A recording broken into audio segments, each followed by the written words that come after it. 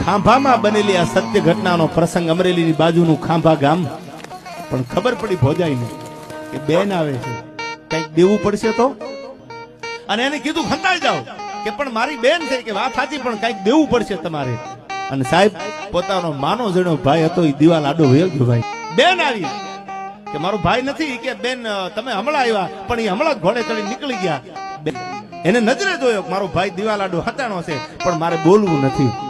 કે તો કે બસ એમ આવી નીકળી હતી, એટલે એમ શું લાઈન ખાતી જાવ મારા ભાઈના ઘરે. એને એમ ન કીધું કે મારે દાણા નથી, મુઠ્ઠી ચણ નથી, અને મારા ભાઈની આગળ લેવા આવી હતી. એ બેન બોલીને આંખમાંથી આંખુડા મેળ્યા પડવા હો. પોતાના ઓઢણાના છેડેથી કીર્તિભાઈ નૂતી નૂતી આંખુડા, અને કીધું લ્યો ભોજાઈ રામ રામ, મારો ભાઈ આવે તો એને કેજો તમારા બેન આવ્યા હતા, નીકળ્યા હતા. તો એમ કરીને વળતી વળી ગામના પસવાડે, ગામના પાદરમાં એક વાસ હતો. અને સાહેબ ખાટલો નાખી અને જોગડા નામનો એક દલિતનો દીકરો ત્યાં બેઠેલો. ભાઈ ચલો આમ જોયું કે આ તો મારા ગામની દીકરી છે, ગામના નાતે મારી બેન. બેન ઉભો થઈ ગયો ખાટલામાંથી કે બેન આ કેમ આંખમાં આહુડા છે? ભાઈ કાઈ નહીં. એ ઓળખતી હતી મારા ગામનો છે, ભલે દલિતનો દીકરો છે, પણ મારા ગામનો મારો ભાઈ છે. એ કે ભાઈ કાઈ નહીં. એ કે બેન તને મારા ગળાના હમ છે, મને કે તારી આંખમાં આહુડા કેમ છે?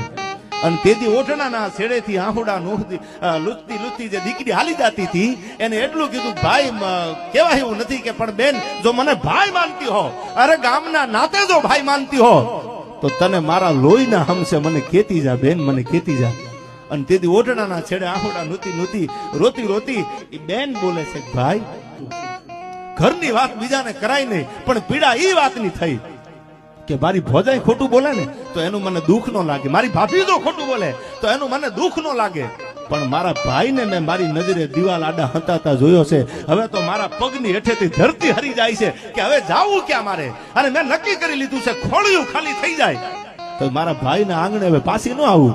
અને તેદી સાહેબ એને એટલું કીધું તું કે મારી બેન કે નુઈના કાહુડા તું મારી બેન છો અને હું તારો ભાઈ છું, આવું નબળું વેણ કાઢમાં હાલ મારા ઘરે 2 મિનિટ ઉભી નહીં રવા દો બેન. મારાથી જે થાય ને એ ટેકો હું કરું છું. તારો ભાઈ માનતી હોય ને તો પાછું પાણી ન કરતી, આહુડું પાડતી નહીં, મારા લોહીના હમ છે. પોતાના દીકરાને કાનમાં કીધું કે બાજરો પડ્યો છે, જુવાર પડી છે, આ બધું ભેળું કરો, ગણું તૈયાર કરો અને આ ગાડામાં મૂકી. તારી ફૂઈ છે, આ ગામના નાતે મારી બેન છે, તારી ફૂઈ છે, મૂકી દો આ ગાડામાં. અને આ ગાડું લઈ અને એના ગામ સુધી બેટા તો આ તારી ફૂઈને, તારી અમારી બેન છે, તારી ફૂઈને મૂકી આવે.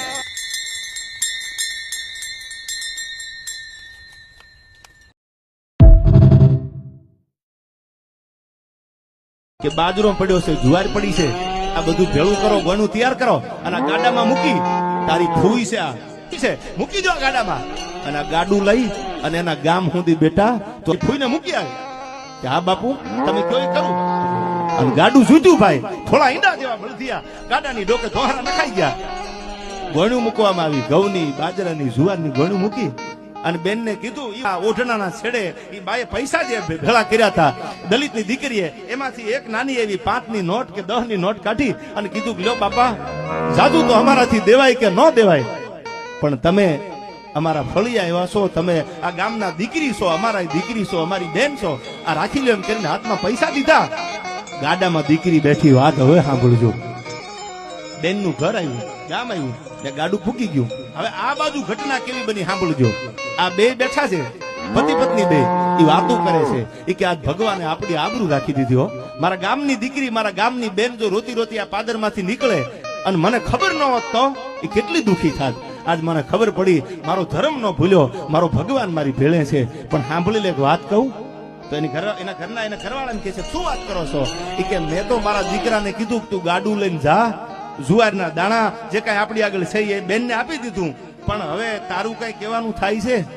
ત્યારે એની અર્ધાંગના એને મેઘાણીને કહેતા એમ કીધું, એ કે તમારો દીકરો જો બળદ અને ગાડું લઈને જાય જુવાર દેવા માટે અને મારું ધાવણ ધાવ્યો હોય અને હાથમાં રાસને આમ ફેરવતો ફેરવતો પાછો આવે, બળદને ગાડું દઈને ન આવે તો મારા જણવામાં ફેર પડ્યો હોય.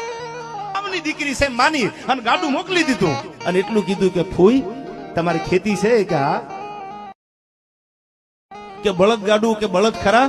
તો કે ના બાપા, તો કે મારો બાપ જો તમને જુવારની ગણું ભર દે તો હવે હું એનો દીકરો છું. આ બળદ લઉં તો મને દ્વારકાધીશની આણ છે. હવે હું પાછો નહીં જાઉં. હવે મારાથી એમ ન જવાય. પણ તું શેમાં જાય? કે હું હાલતો હાલતો વયો જાય. મારી ઉપાધિ કરો માં, મારી ઉપાધિ કરો માં. આ બળદ, આ ગાડું, આ ફૂઈ તમને હું આપતો જાઉં છું. તમારે ખેતી શેની કરશો? બળદ વગર તમારાથી ખેતી નહીં થાય. અને સાહેબ પાદરમાં, ખાંભાના પાદરમાં જે વળતો વળ્યો તા તો હાથમાં આમ રાસને ફેરવતો ફેરવતો ફેરવતો ફેરવતો ફેરવતો વયો આવે.